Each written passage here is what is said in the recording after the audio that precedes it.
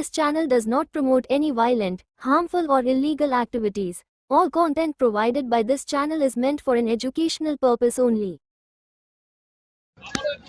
बोल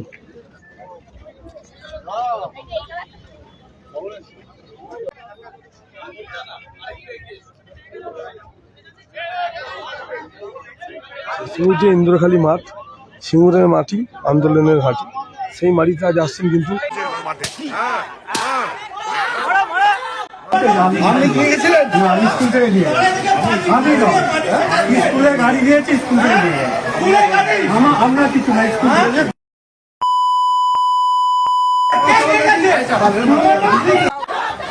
অভিভাবকদের না জানিয়ে সিঙ্গুরে মুখ্যমন্ত্রীর অনুষ্ঠানে স্কুল পড়ুয়ারা, অভিভাবকদের অনুমতি না নিয়ে মুখ্যমন্ত্রীর সভায় স্কুল পড়ুয়ারা, অভিভাবকদের না জানিয়ে মুখ্যমন্ত্রীর সভায় নিয়ে যাওয়া হয় স্কুল পড়ুয়াদের।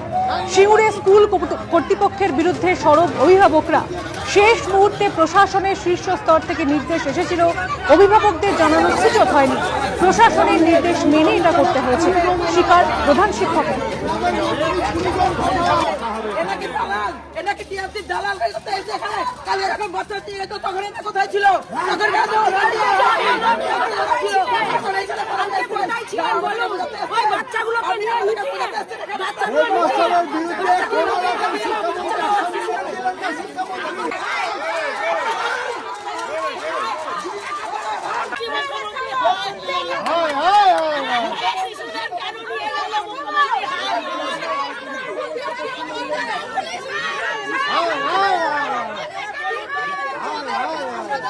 আমরা জানতে চাই যে গার্জেনরা জানতে পারলো না এই শিক্ষক কার নির্দেশে সিঙ্গুরের জনসভায় বাচ্চাদেরকে পাঠিয়েছেন, বাচ্চাদেরকে দিয়ে কেন রাজনীতি করা হচ্ছে তার জবাব চাই। এবং নালিকুল হেড মাস্টারমশাই দিয়ে মাস্টারমশাই, সেই মাস্টারমশাই ইমিডিয়েটলি আমরা পদত্যাগের দাবিতে আজকে আমরা এখানে হামলা দিয়েছি। আপনারা যখন পৌঁছেছিলেন তখন কি এখানে দরজা খোলা ছিল? তখন দরজা খোলা ছিল, আমাদেরকে আসতে দেখে দরজা বন্ধ করে দিয়ে তারা পিছনে গেট দিয়ে পালিয়ে চলে গেছে, কাউকে পাওয়া যাচ্ছে না এখানে।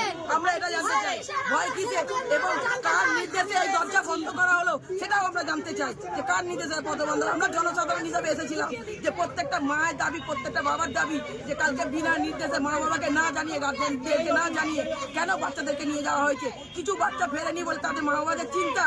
এই বাচ্চার দায় কে নেবে? মমতা সরকার নেবে না যে শিক্ষক, সেই শিক্ষক নেবে? তার দাবিতে আমরা এখানে এসেছি। আজকে আমরা সকলে মিলে হরিপাল থানায় এসেছি।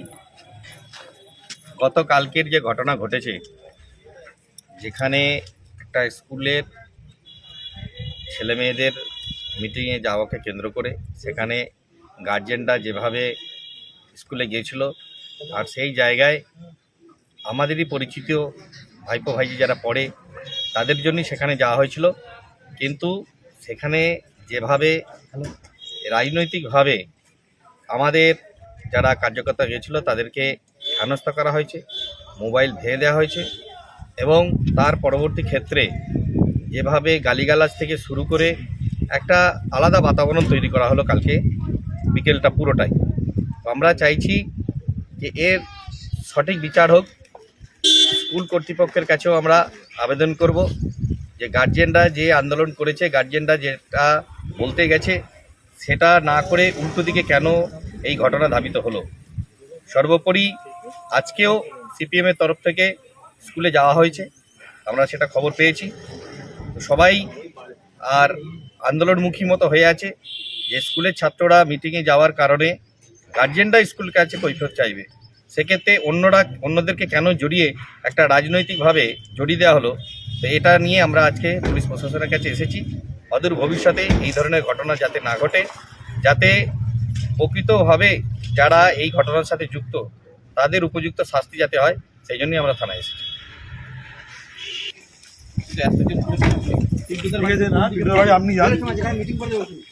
ভিডিওটি দেখার জন্য আপনাকে ধন্যবাদ।